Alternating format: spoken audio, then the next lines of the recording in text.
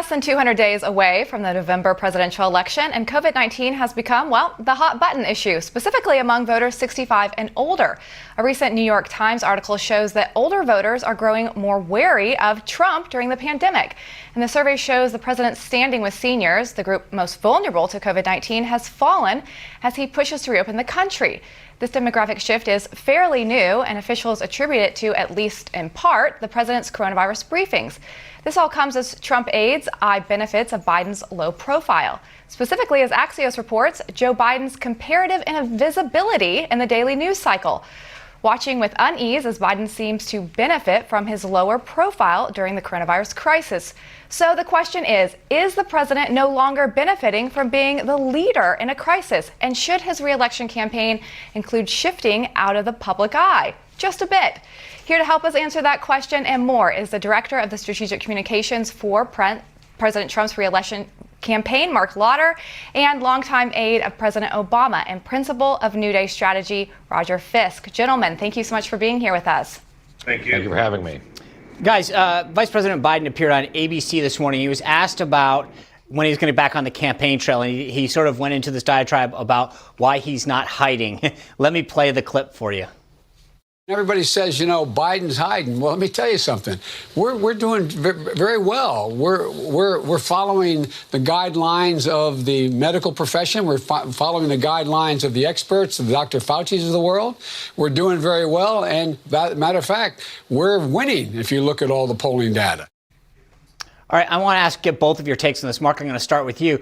But President Trump's out there leading the response to this, and Biden is in his basement. He has kept a lower profile, and that should be to Trump's advantage. But at least in the public polls, and I understand that that's not the be-all and end-all, but at least in the public polls, by keeping himself in the basement, Biden is actually seemingly doing better. Is that concerning to you guys, Marc?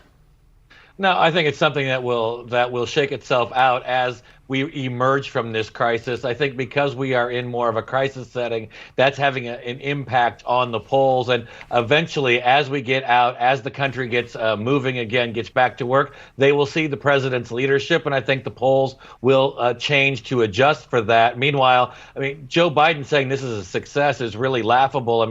He was widely mocked and ridiculed in mainstream media for his online event earlier in Florida. And so I don't see how he can see this as being a success. Yeah, well, Marc, I just don't know how you compare the response to a national pandemic, frankly, to hosting. Granted, his town hall did have, technological disaster written all over it, but that's not, I don't think, the type of leadership necessarily that people are looking for.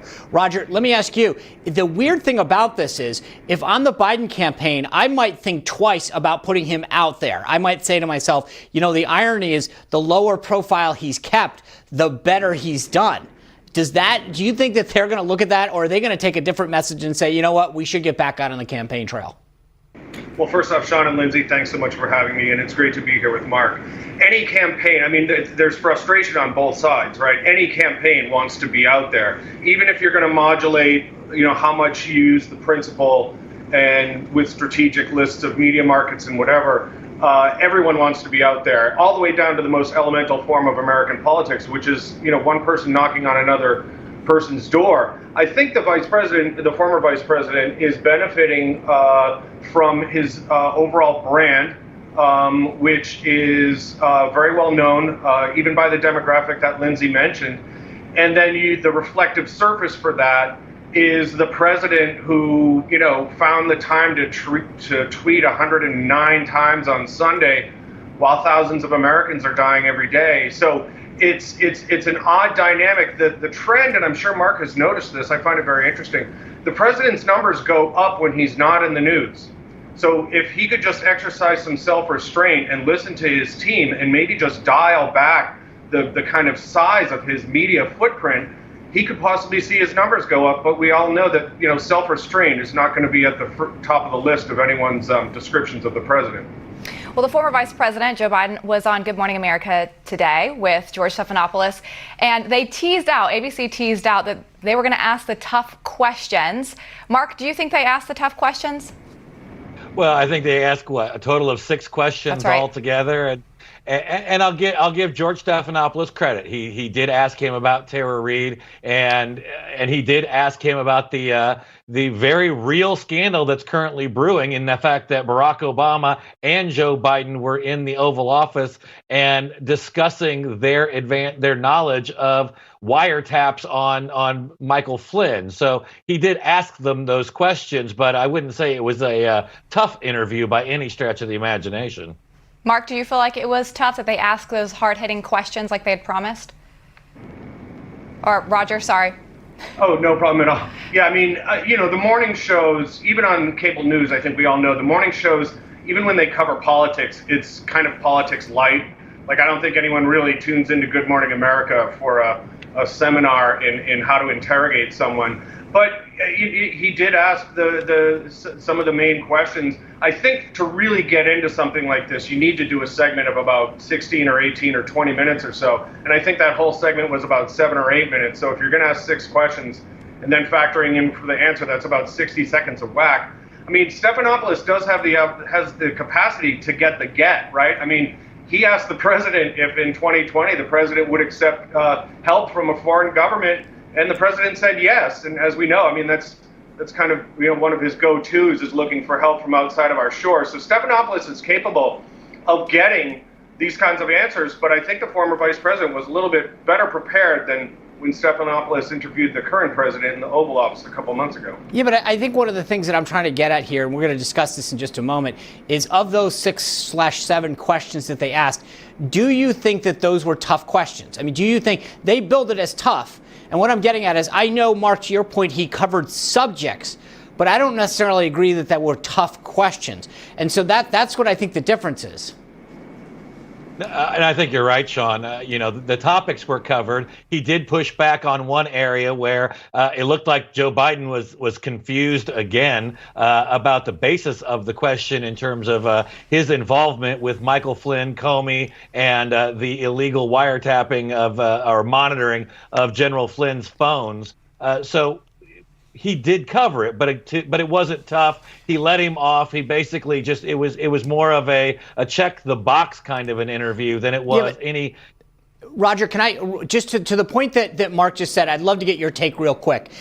I don't necessarily agree that Stephanopoulos pushed back as much as made sure that Biden had an opportunity to clean the record up. Biden initially, when asked about Flynn, said, he went on this long thing about how he didn't know anything. And then Stephanopoulos interjects and says, well, wait a second, you were in that meeting. And he said, oh, that's not what I thought you were asking about. I think Stephanopoulos threw him a lifeline. I don't know. I didn't take it as a lifeline. And neither do I understand what all the kind of hyperventilating is about this. If you're in the last couple of weeks of an administration, you're trying to make a smooth transition to the new administration. And when Mark says the illegal tapping of General Flynn's phones were essentially left alone. The only reason why General Flynn showed up on a transcript of a monitored call is because on December 29th, he had 5 conversations with Ambassador Kislyak and turned around and lied about them. So we knew that General Flynn had compromised himself and that he was lying to his superiors in January of 2017, both before he they was came the incoming into national the security advisor. Yeah, that's fair. He was the incoming national. But the calls surfaced because of the wiretapping on the ambassador to the U.S. from Russia, not General Flynn. Let's be very clear about this. I mean, I get why someone would want to play games with it because they're wrapped up in this narrative, but it's not the truth. All right. Well, there's a lot more to unpack here. Thank you both for joining us. I hope we can come back and continue this conversation because we've definitely gotten a lot more information that's come out about this case, where it all stems from, and who said what when. So thank you. Thank you so much. All right, well, coming up, a tense White House coronavirus briefing comes to an abrupt end after a contentious exchange between the president and a reporter. Find out what happened next.